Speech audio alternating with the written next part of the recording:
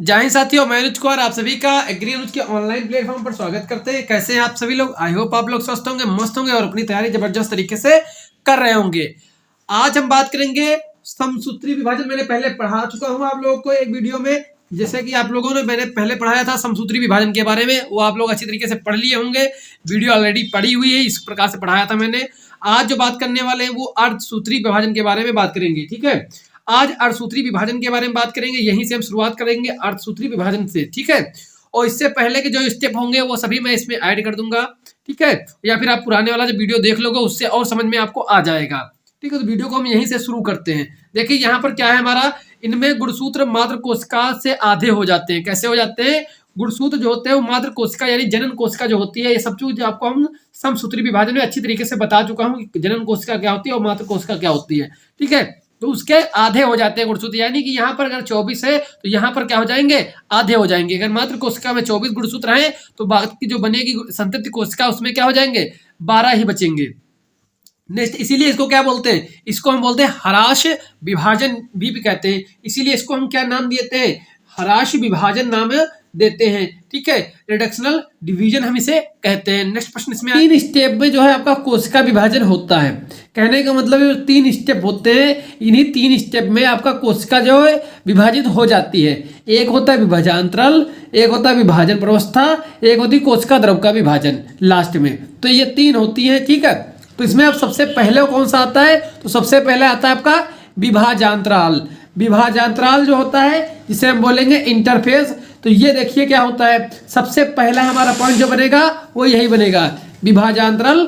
ठीक है, तो इसमें अब देखिए क्या होता है कि यह जो होता है विभाजन चक्र की सबसे लंबी अवस्था होती है। किसी देखो कोशिका विभाजन जो होती है उसका जो है सबसे जो लंबी बात करें, सबसे लंबी प्रवस्था कौन सी होगी, तो वो हमारी जो 3 मैंने बताई थी, एक विभाजांतराल, विभाजन प्रवस्था, कोशिका द्रव विभाजन, उसमें से सबसे जो लंबी होने वाली है तो वह विभाजांतराल होती है।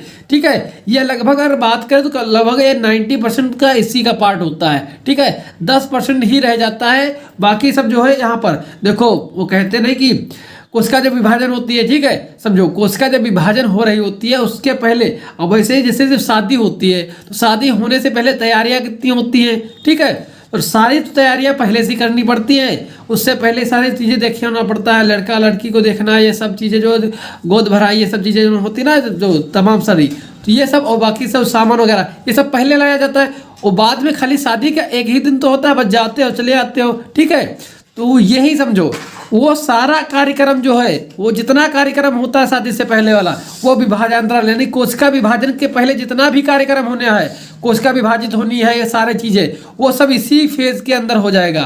ठीक है, इसी विभाजांतराल जो है इसी के अंतर्गत पूरा होगा लगभग 90% कार्य। ठीक है, बाकी का 10% रहेगा वो दूसरे मुंह में होगा। ठीक है, अब इसमें सब जो विभाजांतराल में क्या है, ये सबसे लंबी प्रवस्था उन्होंने आपको बता ही दी। ठीक है, एग्जाम्पल से। ठीक है, इसे भूलोगे नहीं। ठीक है, अब इसमें भी 3 होती है, इसमें भी 3 होती है, समझो इसमें भी 3 स्टेप होते हैं। कौन कौन से? एक जीवन होता है, जीवन को बोलते हैं जीवन प्रवस्था। ठीक है, इसमें क्या होता है, इसमें कोशिकीय पदार्थों की वृद्धि होती है। इसमें क्या होता है, जो कोशिका के जो पदार्थ होते हैं, जो कोशिका में पदार्थ पाए जाते हैं उनमें वृद्धि होती है। भाई जब 1 से 2 होना है तो कोशिका के लिए जो उसमें न्यूक्लियस होगा, ये सब चीजें होती हैं, उसका जो मैट्रिक्स होगा, ये सब क्या होगा, ये सब डबल डबल होना स्टार्ट हो जाएंगे। क्या होंगे, होना स्टार्ट हो जाएंगे, डबल होना स्टार्ट हो जाएंगे। जैसे प्रोटीन है, RNA है, इन सब का सिंथेसिस होने लगेगा, यानी ये सब बनने लगेंगे पहले से ही, जीवन फेज में ही क्या होगा, ये सब बनने लगेंगे। ठीक है, कोशिका के अंदर। उसके बाद जो होगा दूसरी स्टेज आएगी उसी के अंदर, विभाजांतराल के अंदर, वो आएगी S1 स्टेज। S1 स्टेज या बोले या फिर यश प्रवस्था बोले। ठीक है, इसमें क्या होगा, इसमें DNA का क्या होगा, संश्लेषण होगा। क्या होगा, संश्लेषण होगा, द्विगुणन होगा, यानी सिंथेसिस भी होगी और इसका डुप्लीकेशन भी होगा। डुप्लीकेशन भी इसी में हो जाएगा, डुप्लीकेशन भी होगा इसी में। ठीक है, और इस क्या होगा, विधि से होता है, द्विगुणन विधि से जो है इसका सिंथेसिस होने लगता है। आप लोग देखे होंगे वाटसन एंड क्रिक का डबल हेलिक्स मॉडल, जब आप पढ़े होंगे फर्स्ट ईयर में या इंटर में भी, आपका लोगों में होगा, दोनों लोगों में अगर आप पढ़े होंगे सही से। ठीक है, बॉटनी में भी आपका था और आपका जूलॉजी में भी है। ठीक, वार्षणिक का डबल हेलिक्स मॉडल, तो उसमें दुगुड़न की विधि आपको समझ में आ जाएगी। ठीक है, जिसके कारण गुणसूत्र दोहरे आकार के हो जाते हैं, जिसके कारण जो होते क्या होते हैं, जो गुणसूत्र होते हैं, जो क्रोमोसोम होते हैं हमारे, वो कैसे हो जाते हैं, वो दोहरे आकार के हो जाते हैं, यानी कि मोटे हो जाते हैं। ठीक है, डबल हो जाते हैं सब।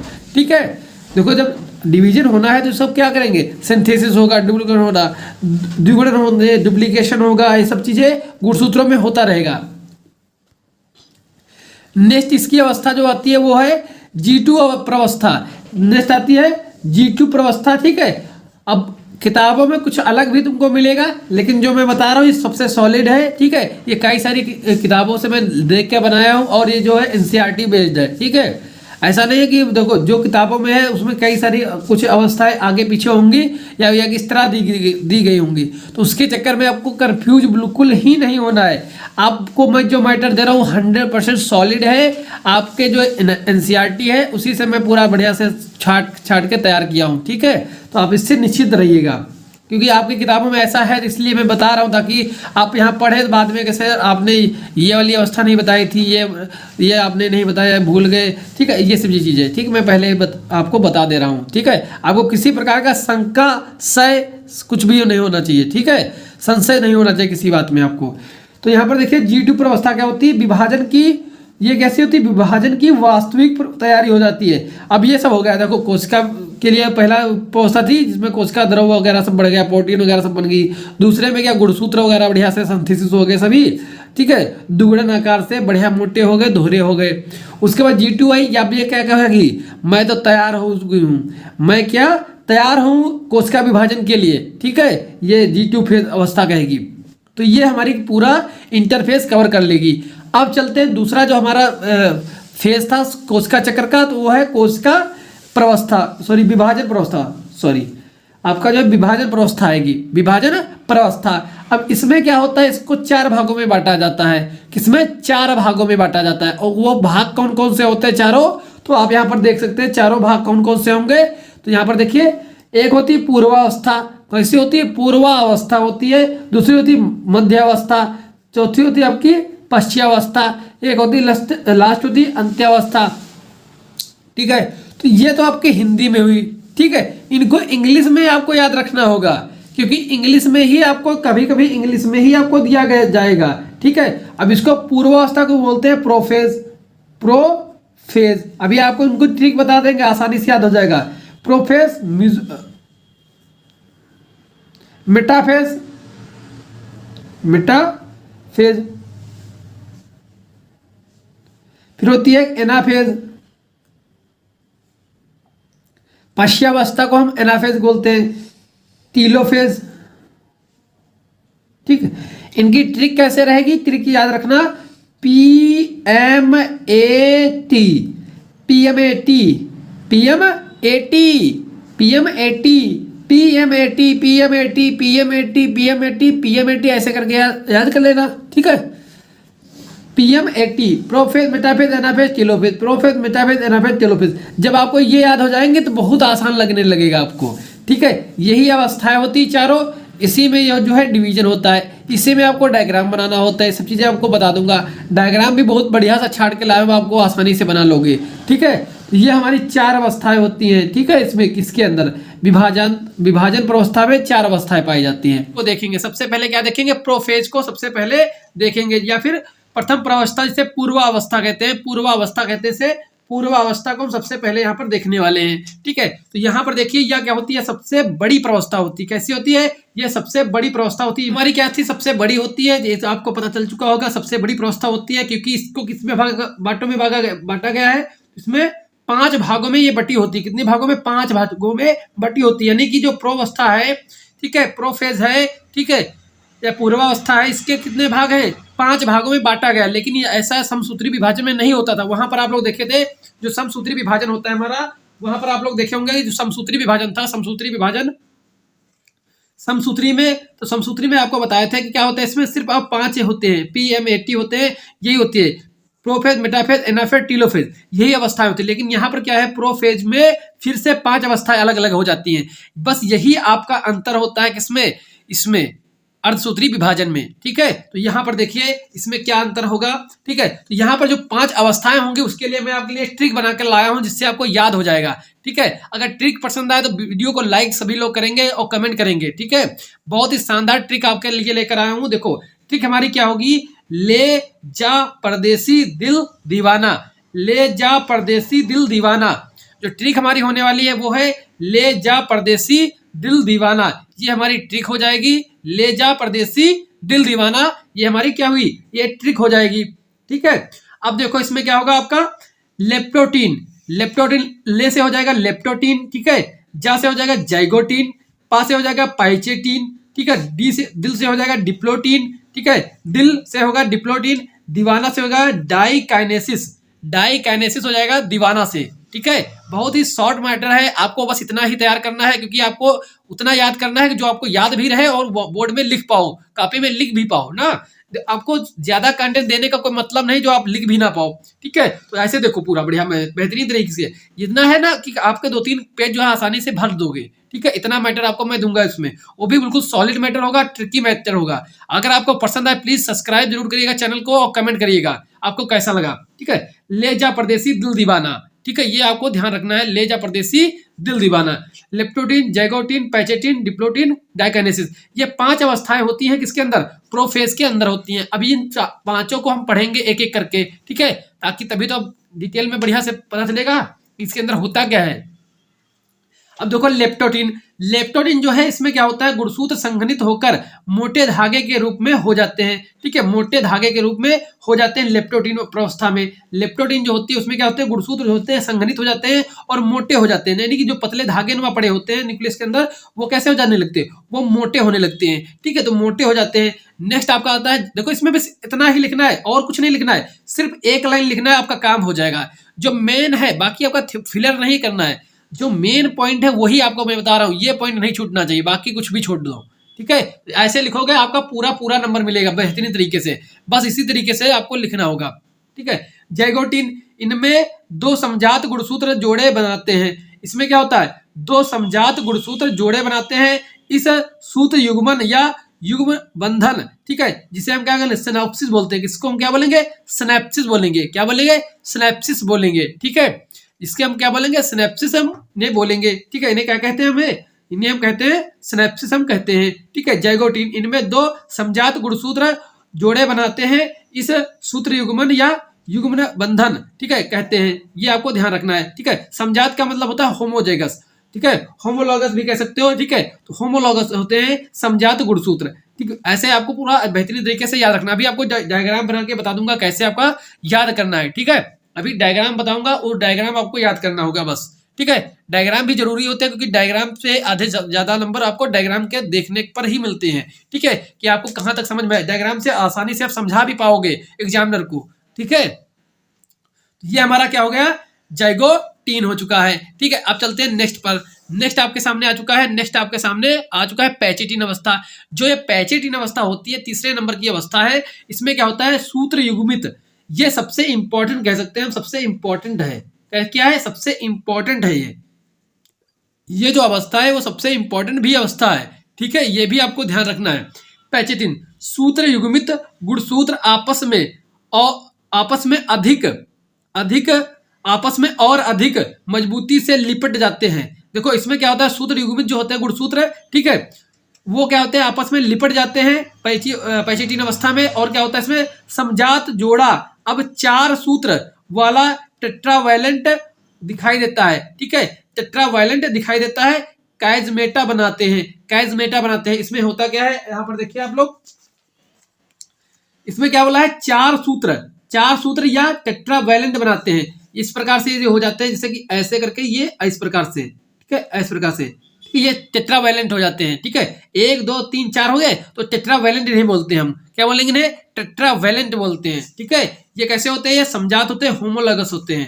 ठीक है, 4 गुणसूत्र होते हैं, क्रोमैटिड्स। ये क्या है, एक सिंगल क्रोमैटिड, ये क्रोमैटिड है। ठीक है, ये हमारा क्रोमैटिड है, ये हमारा क्रोमैटिड है। तो ये क्या बना दिया, टेट्रावैलेंट दिखाई देते हैं। तो यही कहने का मतलब है, इस प्रकार से गुणसूत्र बन जाते हैं। ठीक है। और कैजमेटा का बनाते हैं, कैजमेटा बनाते हैं, ठीक है। और सबसे इंपॉर्टेंट जो बार बार क्वेश्चन आपसे पूछा जाएगा और आपके वाइवा में भी ये क्वेश्चन पूछा जा सकता है कि क्रॉसिंग ओवर किस अवस्था में होती है, तो आप क्या बताओगे? पैचेटीन अवस्था में होती है। जो क्रॉसिंग ओवर होती है वो किस अवस्था में होती है? वो पैचेटीन अवस्था में होती है। क्रॉसिंग ओवर जो होती है वो पैचेटीन अवस्था में होती है। ये सबसे इंपॉर्टेंट है, पैचेटीन अवस्था में देखने को मिलता है। आपको क्या मिलेगा?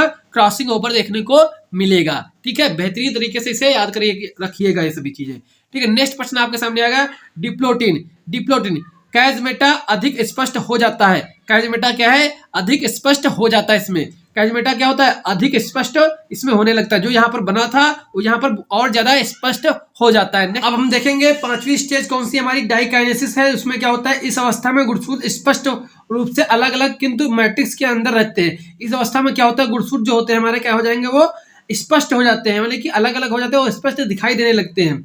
किंतु मैट्रिक्स के जो होता है उसके अंदर, ठीक है, उसी के अंदर ये उपस्थित रहते हैं। नेक्स्ट इसमें पॉइंट आपको याद रखना है, क्या है? गुणसूत्र मध्य रेखा पर, गुणसूत्र क्या होता है? मध्य रेखा की ओर खींचने लगते हैं। क्या होता है? खींचने लगते हैं, मध्य रेखा की ओर जो है खींचने लगते हैं। यानी जो आपको बताया था मैंने, एक बताया था जिससे कि ये हमारा गुणसूत्र है, तो हमारी ये जो मध्य रेखा होगी तो गुणसूत्र जो है वो इस तरफ, इसके तरफ जो खींचने लगेंगे, इस तरफ आने लगेंगे। यहाँ से जो है गुणसूत्र हमारे इस साइड मध्य की तरफ खींचने लगेंगे, ठीक है। नेक्स्ट आपका इसमें याद रखने वाली चीज है, देखो ये हमारी पूरी प्रोफेज खत्म हो चुकी है। प्रोफेज की जितने फेज थे वो हमारा पूरा खत्म हो चुका है, प्रोफेज, ठीक है। ये हमारा टोटल जो है प्रोफेज की अवस्था जो थी वो खत्म हो चुकी है यहाँ पर, ठीक है। अब आगे की अवस्थाएं जो है वो बिल्कुल एज इट इज जो है आपकी कैसे रहेंगी, जैसा कि हमने उसमें किया था सुमसूत्री विभाजन में, वैसे ही हमारी सारी एज इट इज वही अवस्थाएं जो है, ठीक है, वो आएंगी। बस और कुछ नहीं होना है इसमें, ठीक है, और कुछ नहीं होना है। पहले एक बार होगा, उसके बाद फिर एक दोबारा होगा। इस प्रकार से आपका इसमें दो प्रकार से जो आपकी सूत्री विभाजन आपका होता रहेगा, ठीक है। यहाँ पर देखिए ये डायग्राम है, इससे आप समझ सकते हो। देखो पहले क्या होता है? जनन कोशिका होती है, उसमें अर्धसूत्री पहला होता है, अर्धसूत्री फर्स्ट होता है, जो कि क्या होता है? जो मैंने अभी तो आपको बताया, ये पूरा जो प्रोसेस मैंने आपको बताया ये अर्धसूत्री प्रथम है। क्या है?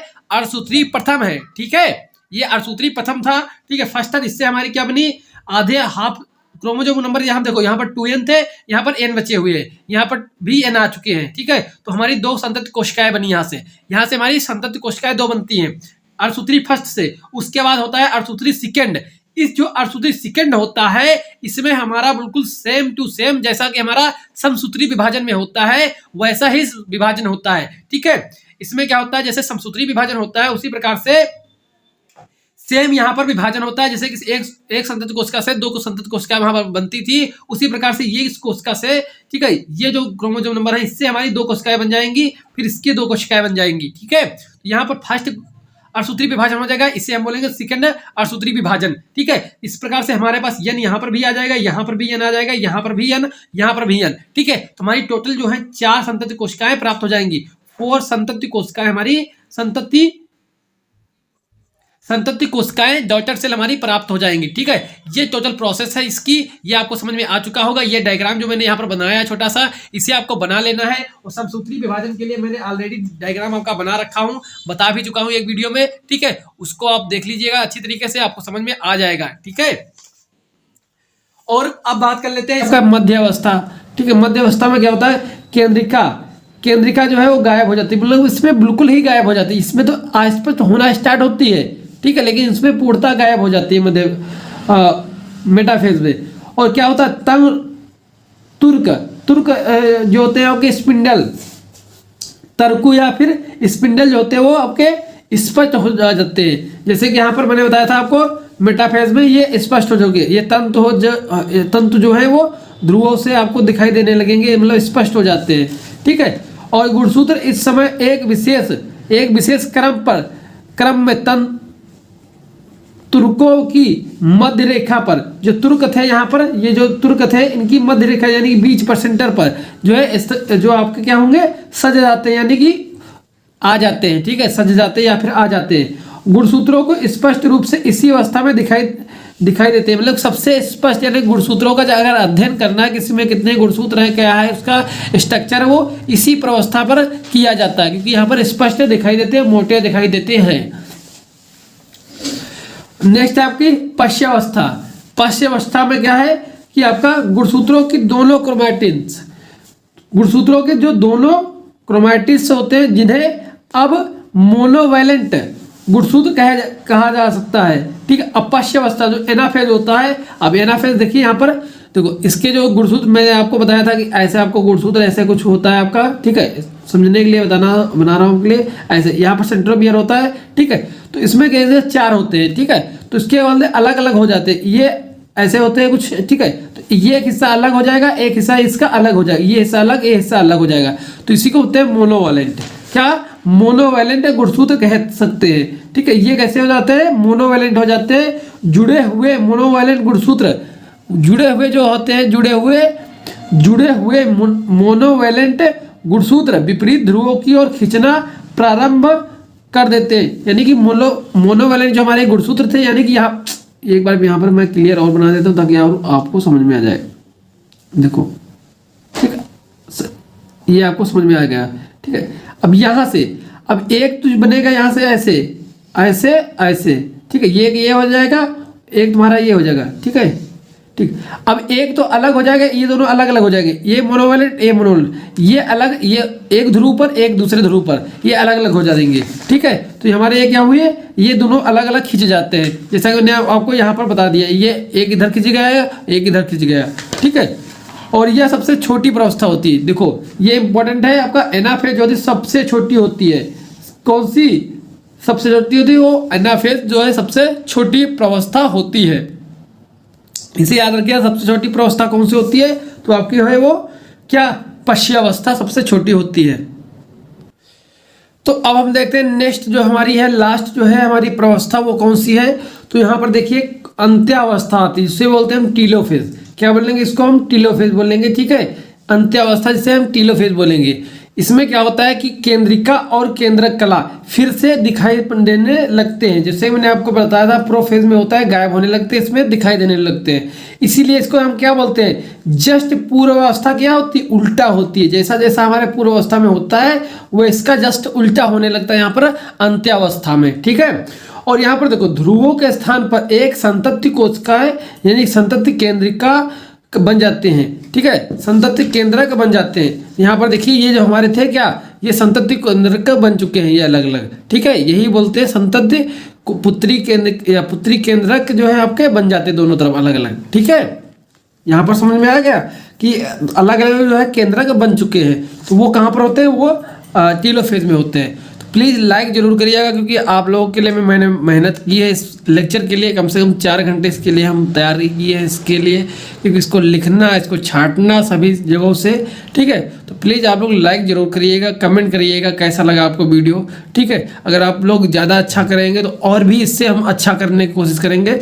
अगर आप लोग को सपोर्ट रहा तो आप लोगों के लिए ऐसे भी अच्छा अच्छा जो है कंटेंट आपको बताऊँगा, कैसे आपको लिखना है। जैसे बॉटनी है आपकी, जूलॉजी, वहाँ पर आपको समझ में नहीं आएगा क्या लिखे, कैसे लिखे, ऐसे फॉर्मेट में आपको मैं कंटेंट देने की कोशिश करूंगा ताकि आप अच्छे से लिख भी पाएंगे, समझ में भी आएगा। ठीक है, तो अलग अलग ध्रुवों पर यह जो आपके चैनल को सब्सक्राइब करो पहले। हाँ जल्दी करो, मुझे पता है कि आप लोग नहीं करते, वीडियो देखते हो लेकिन सब्सक्राइब नहीं करते। ये लाल कलर का बटन नहीं से दबाओ, जल्दी दबाओ, जल्दी दबाओ, फिर मैं शुरू करूँ। दबा दो जल्दी, दबा दिया, घंटी में दबा देना। ठीक, देखने वाले हैं कोशिका द्रव विभाजन। अब कोशिका द्रव विभाजन जो होता है वो लास्ट साइकिल होती है जो कोशिका चक्र की। ठीक है, तो इसमें क्या होता है कि जब पादप कोशिकाओं में समानता कोशिका द्रव्य क्या होता है, जब कोशिका द्रव्य का विभाजन एक नई बनाने वालों कोशिका पट्टिका बनने वाली कोशिका पट्टिका द्वारा होता है।